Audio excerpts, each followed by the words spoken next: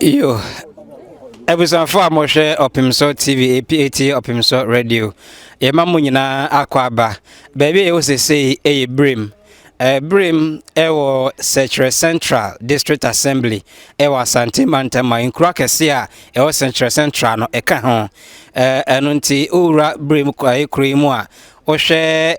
etifi atoye epue ene na afofem a enye kroketo akra nipa ewo ha doso dodo na enso ekuafo na ade baako a eha omo ene se krokesi ene nipa wo nyina echi no eni electricity eni nyina mahoden a omo betime de adi omo dwuma sede ese na efata eno nti ama aha setena no aye bibie ho ama manfo a omo ewokro yi mu eno nti Opimso Radio ni TV wo ha se ene omanfo no behwehwe komo na ya hwe sede asetena sitie krokesi ti sei na light enim enema etisen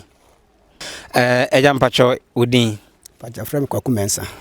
opani kwa kumensa uti Brim habi pacha haya na metie mwatna ha ebreka krada oh matra ha brade wo mi haya na wo mi oh okay ya ba cream ya hu se enyina mahoden nim sa na tie ana ibia ye ne yehunu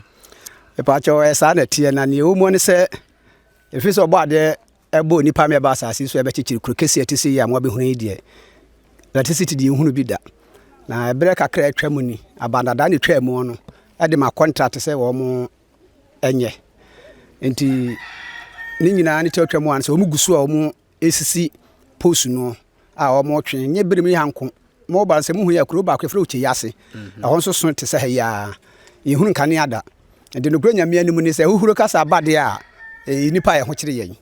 emo ma ba no de ma contract no o mo hyase no animu na ba na firi ho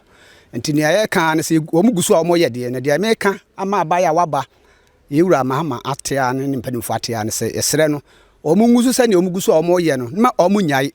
na no kura nyame no so o mu gyaye a ama ya ha ne mu mpuntuo akachi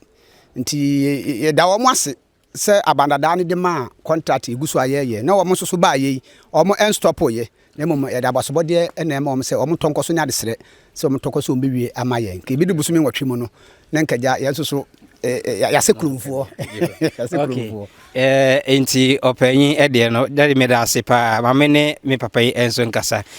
panyi pacho udin kwasi apia ejapia ye hu se light ni ase de uni abako asinu dua no asisu dua no light na ini ha no ama ha setena etisen ne kro are ho pa etitu kwa ne okọ ya da sabia ho no ma anse nru bi wo kra eso de fridge asana nke de adwuma ba sa sanka ne henti no so bi enya sa yare be se de sa dunu ma no na koye nsem bebrebe ye phones o phone kura duma senye battery bi na wa boye connection bi dia ya ene so e do ha bebrebe aba ana me no pani ne kan no ene kura ba ndada na be koro no ana o de contract ne mai ente be se mpanifo energy minister ene Asante regional minister so mu nyina form ani ni ye kan ensem na chi na se de o mu guso ye no enwe peye ene kura o ha na ma na de obi mu se hwe ya ba ya fine udam anyi ye bi ne ho hwi ne ho ntene kura ye kan asem de ye o ha mu pa nti esre moa pambenfo mo ai osre moa empenfo moa ma me mpacho ma me ne wonso nkasa bi wadaroma muni enkania wodi bi baha eso so MPP abai born hu modia yes what the light ne beba ha na me fa ne so hyase so de ba no na jafofia anto ata na ja ho free so o free so no so nyese NDC ababaaye no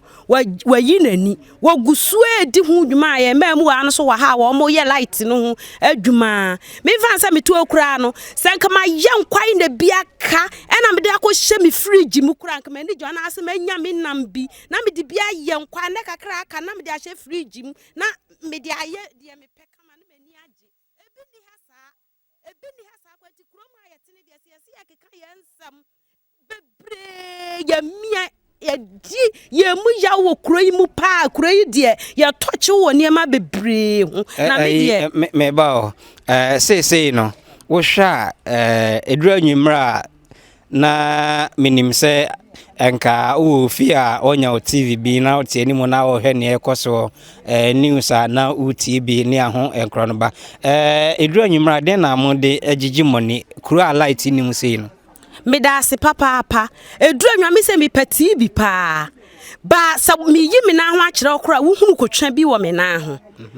obi de TV sata no omu yi kunkum bag bi na me ye madwe se me ku obi fi akohwe bi enokra bra me kwa na ni moto si ho na wo mu nyan start ye sanka ye me dem anka metima konwa mu na me hwe kopem so wo mo beba metimoto no so a na mini ye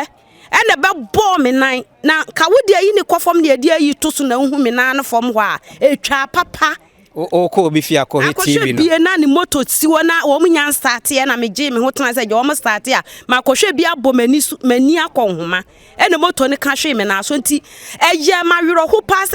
anka TV bi wa na se light wa ha anka ma bia me dia anka me te hu eti yesra bai no yesra bai pass ye si ye hwem krom ha no NDC no edintinti ma pa we ye krom ha ya NDC seat